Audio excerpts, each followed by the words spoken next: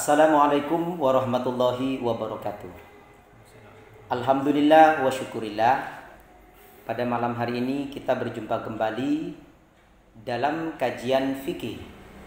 Yang kemarin kita sudah membahas tentang masalah sholat. Saat ini kita akan membahas masailun nisa, perkara-perkara yang menjadi atau darah yang keluar dari seorang wanita. Sebelum kita melanjutkan pembahasan kepada para narasumber, kita perkenalkan terlebih dahulu. Nama saya Muhammad Khairi, sedangkan di sebelah saya beliau adalah Ustadz Naimun Arli dan di depan saya adalah Ustadz Sulaiman. Baik, langsung saja kita kepada beliau Ustadz Naimun Arli terkait masailun nisa. Masalah-masalah kewanitaan, darah-darah yang keluar dari seorang wanita, itu penjelasannya bagaimana, Ustaz? Assalamualaikum warahmatullahi wabarakatuh. Waalaikumsalam. Alhamdulillahirabbil alamin wassalatu wassalamu ala asyrofil anbiya wal mursalin wa ala alihi wa sahbihi ajma'in. Amma ba'du.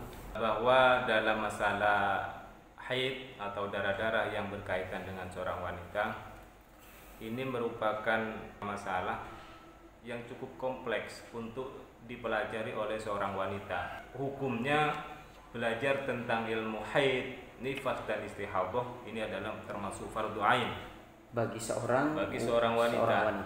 Maka di situ di kitab-kitab fikih atau para ulama menjelaskan manakala seorang wanita itu masih belum mempunyai suami, maka tidak boleh seorang ayah atau orang tua melarang keluar anaknya, putrinya, untuk belajar masalah haid kepada orang lain kalau orang tuanya itu tidak bisa memberi pelajaran tentang masalah haid atau darah-darah yang lain. Kedua, apabila seorang wanita itu mempunyai suami dan kebetulan suaminya tidak paham tentang masalah haid, maka juga tidak boleh melarang suami itu untuk istrinya keluar belajar tentang masalah darah, haid, nifas atau istihadah. Seandainya suaminya bisa, maka sang suami wajib untuk memberi pelajaran tentang masalah haid. Tidak usah keluar rumah seperti itu ya, Ustaz. Ya. Masalah haid ini bersumber dari Al-Qur'an yang berupa dalam surat Al-Baqarah ayat 222, wa yasalunaka 'anil mahid qul huwa adan fa'tazilun nikah fil mahid wala taqrabuhunna hatta yadhkurna fa idza tadahharna fa'tuhunna min haitsu amarakumullah innallaha yuhibbul tawwabin wa yuhibbul mutatahhirin. Ini adalah penjelasan tentang masalah haid, bahwa mereka, kata Allah kepada Nabi, mereka Muhammad akan bertanya kepadamu tentang masalah haid, maka katakanlah haid itu adalah darah penyakit. Haid itu adalah kotoran, darah penyakit. Seorang perempuan apabila mengalami haid itu adalah keistimewaan. Kenapa keistimewaan? Karena haid itu adalah berupa darah kotoran. Apabila keluar, maka itu adalah normal. Apabila nanti wanita itu tidak keluar haid atau tidak mens, maka itu adalah kekurangan, baik secara fikih maupun secara medis. Medisnya apa? Mayoritas Penyakit. Wanita yang tidak mengalami haid itu sulit untuk hamil. Berbeda dari medis, dari medisnya demikian, dan fakta yang terjadi memang demikian. Kebanyakan yang seperti itu ya. Berbeda halnya kalau kita dikaitkan dengan putri baginda Nabi, Siti Fatimah. Siti Fatimah itu beda. Kalau orang lain keluarnya darah haid itu adalah keistimewaan, artinya apabila tidak keluar haid berarti itu adalah kekurangan. Tetapi kalau Siti Fatimah tidak, Siti Fatimah itu tidak mengalami haid seumur hidupnya. Itu adalah keistimewaan. Sebuah keistimewaan. Ya, karena Siti Fatimah sekalipun tidak haid, beliau punya anak keturunan dengan Sayyidina Ali radhiyallahu anhu. Itu sedikit tentang masalah haid. Baik masalah hukumnya, itu hukumnya wajib seorang wanita untuk keluar belajar masalah haid, karena ini berimbas kepada sah tidaknya ibadah yang dilakukan. Yang dapat kami simpulkan bahwasanya seorang wanita wajib mempelajari darah-darah yang keluar dari seorang wanita. Seperti itu intinya ya, Pak Ustaz. Kemudian untuk masalah penjelasan haid yang menjadi poinnya, mungkin bisa dijelaskan. Haid ini dengan adanya agama Islam itu menjadi solusi terhadap seorang wanita, yang mana pada tempo dulu itu ketika seorang wanita itu mengalami haid, maka ini beban hidup bagi seorang wanita. Karena apa? Kebiasaan pada masa jahiliyah, haid itu hanya ketika dibebankan pada seorang wanita. Orang Yahudi itu pada saat jahiliyah menjadikan seorang wanita itu sangat terbeban dalam hidupnya. Mereka itu merasa memiliki dikucilkan, kebiasaan mengucilkan istrinya atau wanitanya di saat haid, yaitu tidak berkumpul pada saat tidur, tidak berkumpul pada saat makan. Itu kebiasaan jelek oleh orang Yahudi. Sementara orang Nasrani memiliki kebiasaan lain, yaitu menggawili atau mengumpuli istrinya pada saat haid. Akhirnya datanglah agama Islam, syariat yang memberikan solusi yang bersumber dari Al-Quran tadi, fa'tazilun nisa fil mahid, yang berawal dari wa yas'alunaka 'anil mahid tadi. Itu tentang masalah haid. Apa-apa saja yang perlu diketahui oleh seorang wanita terkait tentang masalah haid? Pertama, sebelum masuk ke materi haidnya, kita perlu ketahui bahwa hal-hal yang diharamkan bagi orang yang haid maupun wiladah atau nifas itu sebanyak 7. Pertama adalah sholat, kedua puasa, 3 tawaf, yang keempat adalah menyentuh mushaf atau membawanya. Mushaf dalam artian adalah Al-Quran. Dan yang kelima adalah membaca Al-Quran. 6 masuk ke masjid. Dan yang terakhir adalah melakukan hubungan suami istri. Ketujuh hal ini haram bagi orang yang haid untuk dikerjakannya. Ada pengecualian sebenarnya dalam masalah membaca Al-Quran. Kalau terkait membaca Al-Quran, orang yang haid ya? Orang yang haid, ulama fikih berpandangan bahwa yang haram bagi seorang wanita yang sedang mengalami haid itu adalah membaca Al-Quran dengan niat adalah ta'abbud, ibadah. Tetapi kalau membaca Al-Quran dengan niat belajar, seperti dalam proses belajar mengajar, berarti dia membaca ayat suci Al-Quran dalam posisinya dia adalah haid, maka hukumnya tidak apa-apa. Intinya niatnya dalam rangka belajar Al-Quran. Ini yang diperbolehkan ya Ustaz? Diperbolehkan. Berarti dari yang 7 tadi terkait tentang masalah membaca Al-Quran, ada sebuah pengecualian yang hukumnya diperbolehkan bagi seorang wanita haid ketika tujuannya adalah belajar Al-Quran. Terima kasih. Kemudian dilanjutkan tentang masalah haid langsung dari Pak Ustadz. Ya, terima kasih. Kalau membahas masalah haid ini kan permasalahannya kompleks kan. Ya, terima kasih. Kalau tentang masalah umur wanita bisa dihukumi sebagai haid, awalnya itu adalah 9 tahun kurang 16 hari. Berarti kalau disimpulkan dari awal itu 8 tahun 11 bulan 14 hari lebih sedikit. Nah, ketika umurnya sampai 8 tahun 11 bulan 14 hari lebih sedikit kok mengeluarkan darah, itu bisa dihukumi sebagai darah haid.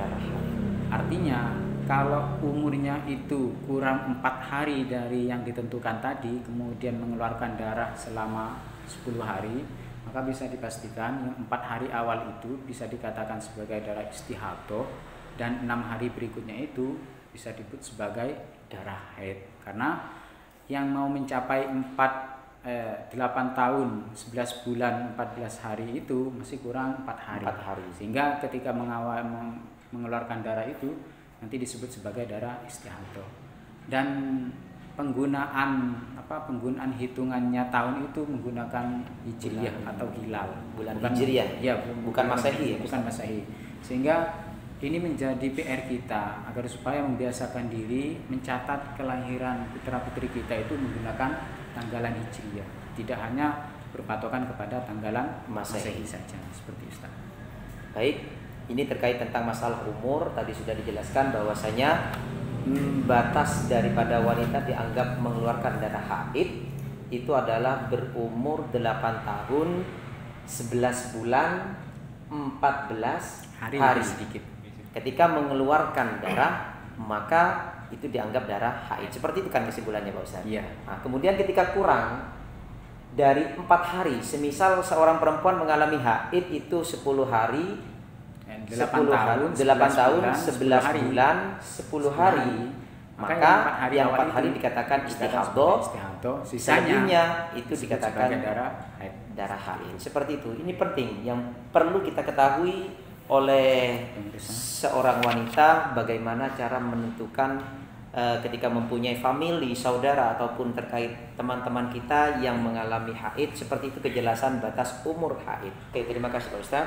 Mungkin kita lanjutkan ke pembahasan berikutnya terkait tentang seorang wanita mengalami keluar darah. Ini yang dianggap darah haid itu paling sedikitnya berapa biasanya atau paling banyaknya biasanya, itu dijelaskan. Mungkin bisa dijelaskan agar lebih bisa memahamkan terkait tentang pembahasan kajian fikih ini. Iya.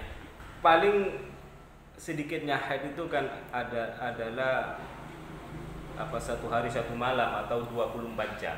24 jam secara terus-menerus, artinya mulai dari jam 7 pagi sampai besok jam 7 pagi. Berarti itu dianggap terus-menerus. Terus-menerus itu darah itu keluar terus. Keluar. Yang darahnya keluar itu tidak sampai, tidak dikatakan berhenti, atau nanti 24 jam itu yang dimaksud 24 jam secara perkiraan. Satu hari keluar 6 jam, kemudian besoknya lagi keluar 4 jam, kemudian setelah diakumulasi atau digabungkan dari hari pertama, misal sampai hari terakhir itu sudah mencapai 24 jam, berarti itu dikatakan darah haid. Asalkan dengan catatan akumulasi itu keluarnya darah dari hari pertama sampai hari terakhir itu tidak melampaui 15 hari. Kalau melampaui dari 15 hari, maka itu nanti masalah lagi. Berbeda ya? Ya, hukum berbeda, nanti itu dikaji di bab berikutnya, darah istihadhah nanti, demikian. Ini kemudian yang perlu dipahami bahwa keluarnya darah itu bukan berarti harus mengalir, tidak. Artinya dianggap keluar darah itu bukan harus mengalir darah itu, enggak. Tetapi yang dimaksud di situ bisa dianggap keluar darah apabila seumpama ada kapas itu ditempelkan ke kemaluannya wanita, itu sudah ada darahnya, itu sudah indikasi adanya darah, maka itu sudah dianggap darah. Walaupun tidak menetes ya Pak. Iya. Ini terkait tentang masalah darah. Diklaim atau seorang wanita mengalami keluar darah, ini masih keluar darah ketika seorang wanita tersebut di kemaluannya ditempelkan kapas, kemudian ada bercak atau indikasi adanya darah, maka itu sudah dianggap cukup seorang wanita keluar darah. Ya, terima kasih. Terkait tadi tentang paling sedikitnya tadi 24 jam. Kemudian mungkin secara terus atau perkiraan. Secara perkiraan. Kemudian atau batasan kebiasaan ataupun paling banyaknya, itu mungkin bisa dijelaskan secara jelas. Ya, kalau paling sedikitnya itu kan satu hari satu malam atau 24 jam. Kemudian kebiasaannya atau walidnya itu antara 6 sampai 7 hari. Kemudian paling banyaknya itu adalah 15 hari. Jadi itu adalah kebiasaan daripada orang-orang yang mengalami haid. Yang perlu diketahui bahwa di sini terkadang banyak kesalahpahaman tentang masalah memvonis apakah ini darah haid apa darah istihadhah. Ini banyak kesalahan karena memang masalah darah haid istihadhah ini adalah permasalahan hukum yang sangat kompleks, sangat sulit sekali, perlu dikaji secara detail. Secara detail, pembelajaran yang secara sungguh-sungguh. Seperti contoh misalnya bahwa darah haid itu kan paling banyaknya adalah 15 hari. 15 hari. Kemudian misalnya mengalami keluar darah dari tanggal 1 sampai tanggal 20, bukan serta-merta kita memutuskan yang tanggal 1 sampai 15 itu adalah haid, kemudian yang 5 adalah istihadhah, bukan. Nanti masih ada penjelasannya di bab-bab tertentu. Istihadhah, ya demikian. Berarti kita sekarang ini membahas tentang masalah ketentuan haid secara global terlebih dahulu agar mudah dipahami oleh mungkin yang melihat channel atau pembahasan kajian fikih kita pada malam hari ini pada saat ini. Mungkin dari Ustadz Sulaiman ada yang mau disampaikan terkait tentang masalah haid, penjelasan yang lebih. Darah yang keluar itu bisa kita hukumi sebagai darah haid itu ketika memenuhi 4 syarat. Yang pertama itu adalah keluar dari seorang wanita yang usianya minimal 9 tahun kurang 16 hari tadi. 9 tahun kurang 16 hari kurang sedikit. Kemudian yang kedua, darahnya itu keluar minimal sehari semalam gitu ya Ustaz. Atau 24 jam. Kemudian yang 3 itu syaratnya itu tidak lebih dari 15 hari 15 malam secara terus menerus dan keluarnya itu setelah melewati masa minimal suci. Itu 4 syarat pokok yang menjadi penentu hukum tentang masalah darah itu.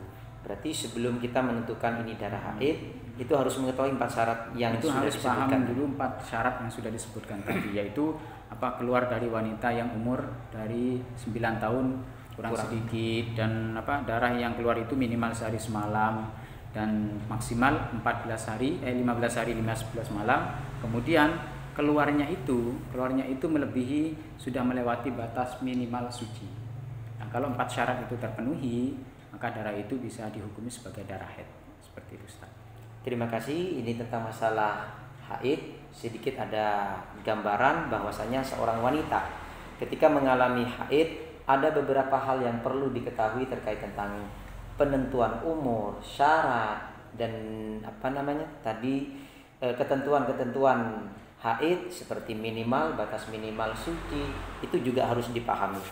Mungkin masih ada yang dilanjutkan terkait tentang masalah haid atau penambahan? Mungkin hanya sebatas pengantar saja sebagai dasar masalah darah-darah wanita ini. Mungkin saya rasa itu kita cukupkan dulu. Mungkin dilanjutkan nanti kita bahasan lebih rinci lagi. Ini hanya sebatas gambaran, kita fokus kepada umur haid itu berapa, umur minimalnya berapa, kemudian batas minimal haid darahnya berapa, batas maksimalnya berapa, terus syarat-syaratnya itu sudah dijelaskan. Mungkin ini kalau sudah paham, nanti bisa kita di pertemuan berikutnya untuk kita melanjut kepada kajian masalah haid dan istihadhah. Ini yang justru lebih kompleks atau lebih sulit untuk kita pahami bersama. Oke, terima kasih Ustadz Naimun dan juga Ustadz Sulaiman pada malam hari ini sudah memberikan sedikit gambaran penjelasan terkait tentang masalah haid. Mudah-mudahan oleh pendengar ataupun yang sedang menonton kajian fikih pada saat ini bisa bermanfaat, bisa mempelajari lebih dalam kembali terkait tentang masalah darah wanita. Di antaranya tadi yang sudah dibahas adalah tentang masalah haid. Mungkin kedepannya kami juga akan lebih memperjelas terkait rincian tentang haid yang juga ada kaitnya dengan istihadhah. Terima kasih kami sampaikan dari kami Muhammad Khairi undur diri. Mudah-mudahan bermanfaat. Wabillahi taufiq wal hidayah. Wassalamualaikum warahmatullahi wabarakatuh.